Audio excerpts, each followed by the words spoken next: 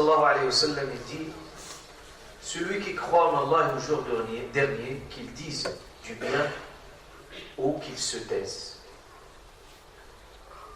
Ce hadith, tout le monde entend ce hadith et a entendu parler de ce hadith. Ce hadith met en avant le danger que représente la langue. Certes, l'un des bienfaits d'Allah Azza wa Jal sur nous, c'est qu'il nous a donné une langue.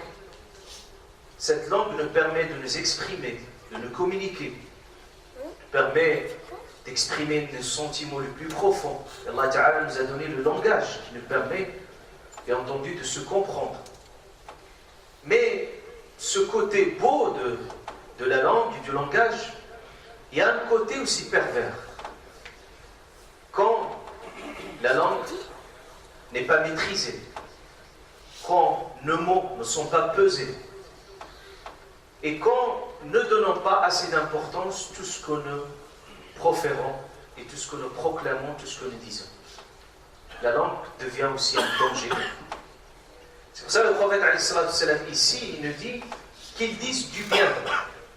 C'est-à-dire, le fait de dire du bien, proférer des propos rassurants, des propos qui apaisent, des propos qui construisent. Par contre, si ce n'est pas le cas, il vaut mieux se taire. Et là, l'une des adorations les plus oubliées, mises de côté, c'est cette adoration. Il y a beaucoup de bien dans le fait de parler, le fait d'évoquer Allah Azza wa Jalla, le fait de dire du bien, le fait de conseiller, de recommander. Mais il y a également une autre adoration qui s'appelle l'adoration du silence, qui était une adoration prescrite pour les peuples avant nous. Un silence absolu. Mais avec l'islam, il y a une autre forme de silence. On n'est pas tenu à garder le silence absolu, comme Allah subhanahu wa ta'ala a parlé de Sayyidina Zakaria alayhi salam et de Maryam quand il a dit Inni nadartu lirrahmani sawman falan ukallima al-yawma insiya. C'est-à-dire, il s'est engagé de ne parler à personne. Mais la contrepartie, c'est que Zakaria alayhi salam, en même temps qu'il a gardé ce silence, Allah subhanahu wa ta'ala, il a laissé sa langue évoquer Allah Azza wa Jal énormément. Sabbih bihamdi rabbika bil ashi wal ibkar. Tout cela pour dire que la langue, parfois, le mot non maîtrisé, peut faire des dégâts. Donc même les Arabes avant disaient que les blessures physiques, on peut pallier aux blessures physiques. Mais les blessures les plus profondes par les mots, par le veine, sont plus profondes. Ils laissent des dégâts. Parfois même des gens se souviennent des mots qui sont proférés des années, des vingtaines d'années. Tellement que le mot, qu'est-ce qu'il laisse comme trace? Il peut détruire parfois. Il y a des personnes qui sont détruites rien qu'à par un mot qui leur a été dit, un mot qui est non maîtrisé. C'est pour ça que le prophète il nous met en danger, au point qu'il nous dit dans un hadith, il nous dit, parfois une personne dit un mot de l'agrément d'Allah, et ce mot, il va l'élever auprès d'Allah Azza wa Jalla, sans qu'il se rende compte, il dit le prophète. C'est-à-dire, il a dit un mot, mais peut-être ce mot, il a laissé ses effets indéniables pour beaucoup de personnes. On les a encouragés, un mot d'encouragement, peut-être un mot on les a rassurés un jour, un mot qui les a, il leur a ouvert cette porte d'espoir, un mot qui les a permis de se reconstruire. Et parfois, il y a des mots qui détruisent. Parfois, il y a des mots qui affaiblissent. Et beaucoup. Et le prophète il dit en retour, et parfois une personne dit un mot, profère un mot, sans se rendre compte. Sans se rendre compte, ça ne veut pas dire qu'il a fait par oubli ou par erreur. Non, sans se rendre compte, c'est qu'il ne donne pas assez d'importance de ce qu'il dit. Il faut qu'il parle. Et il dit, alayhi salatu salam, le tahwi, et cela peut l'amener, peut le ruiner à l'enfer, sans se rendre compte. Et alors, Allah Azza wa Jalla nous a parlé de quand il y avait cette rumeur sur Aïcha radiallahu anha, et puis les gens parlaient. Surtout les propos qui sont liés à l'honneur des gens. C'est encore plus dangereux. Vous pouvez parler du tout, mais dès que vous attaquez à la dignité des personnes, à leur honneur, là vous êtes vraiment dans un terrain très glissé. Au point Allah subhanahu wa ta'ala en parle très durement dans le Coran al-Karim. Il dit vous avez entendu parler comme ça. En principe, on réceptionne les mots par l'oreille. Mais Allah Ta'ala il dit vous réceptionnez ces mots par votre langue pour ne dire il n'y a aucun filtre. Les gens n'ont pas pris le temps de filtrer ces mots, de les jauger, de prendre le temps nécessaire de réfléchir sur la fausseté de ces informations, sur leur véracité. Ils n'ont même pas pris ce temps-là. Et de relativiser. Et il suffit qu'ils ont entendu, et puis ils essaient de colporter de cette façon-là. Il dit et vous dites des propos par vos langues. C'est-à-dire que vous n'avez aucune connaissance. Le dossier, vous ne le maîtrisez pas, vous ne le connaissez pas. Et pourtant vous parlez. Et il dit Allah Ta'ala vous vous dites c'est léger.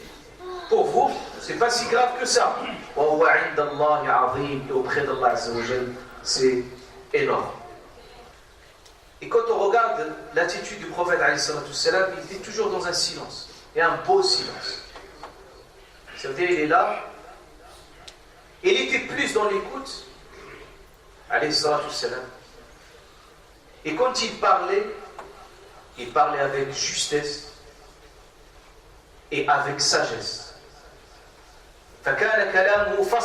Quand il parle, c'est des mots bien mesurés, bien pesés, et qui ont un impact considérable sur les gens. لا بالتطويل الممل ولا بالتقصير المخيل. لذلك قيل خير الكلام ما قل ودل. C'est-à-dire peu de mots, mais ils ont un sens profond. لذلك النبي صلى الله عليه وسلم أوتي جوامع الكلم عليه الصلاة والسلام. C'est-à-dire que Allah Ta'ala lui a donné la profondeur dans ces mots qui sont en or. Au point qu'ils ont dit à propos du prophète alayhi salatu wassalam, il était une oreille. Une oreille, c'est-à-dire qu'il écoutait. C'est-à-dire qu'il tendait l'oreille à tout le monde. Mais ils ont croyé que c'est une faiblesse. Mais Allah Ta'ala parlait, c'était plutôt une qualité prophétique. Parce qu'il est là à l'écoute des gens. Il écoute, alayhi salatu wassalam, plus dans l'écoute. هذا حسن الاستياق. وتعلموا كما جاء في الآثار عن أبي هريرة رضي الله عنه وعن كثير من الصحابة الذين تربوا على رسول الله صلى الله عليه وسلم قالوا تعلموا الصمت كما تتعلمون الكلام. C'est-à-dire apprenez le silence comme vous apprenez la parole. Parmi les qualités du sage, on dit que le silence est une sagesse. Les gens les plus sages sont toujours à l'écoute, attentifs, plus qu'à cette tendance naturelle de parler et de couper parfois ses interlocuteurs. فهذه الحكمة عبر عنها سيدنا أبو الدرداء رضي الله عنه quand il a parlé d'apprendre le silence. عبر فقال إن الله تعالى أعطانا أذنين ولسانا حتى نسمع أكثر مما نتكلم. C'est Abu Darda radiallahu anhu, il dit Allah nous a donné deux oreilles et une seule langue pour qu'on écoute plus qu'on parle. C'est-à-dire il faut tendre l'oreille et écouter ses interlocuteurs. فلذلك مما نتعلمه من سيرة رسول الله صلى الله عليه وسلم, ce que nous apprenons de sira du prophète عليه الصلاة والسلام, son attitude. كان لا يتكلم إلا على قدر الحاجة. Le prophète عليه الصلاة والسلام ne parlait que selon le besoin, comme un médicament. Vous avez une posologie, vous prenez ce que votre corps en a besoin.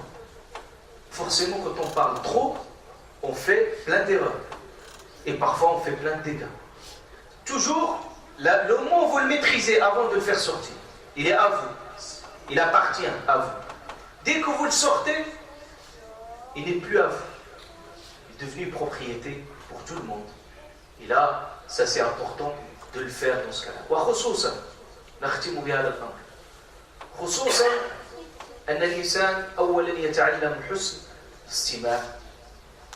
لأن هذا يعين الإنسان على القدرة على التحليل والرزانة. Quand quelqu'un écoute beaucoup, ça lui donne une capacité de réfléchir, de méditer, de filtrer et de prendre le temps nécessaire d'écouter les gens. Même ce que disent les gens, vous le connaissez. Et là, il y a quelque chose qui s'appelle l'ego. Quand quelqu'un parle sur un sujet, votre ego va se réveiller tout de suite. Moi aussi, je vais lui montrer que moi aussi, je maîtrise le sujet. Il n'y a pas de raison. Quand Ahad Salaf, il disait parfois, moi j'entends des propos, cette personne qui dit ces propos, moi je les ai étudiés avant qu'il naissait même cette personne. Et pourtant, je l'écoute. Je lui fais croire comme je ne connaissais rien du sujet. Et c'est une autre capacité d'écoute. Cela a développé.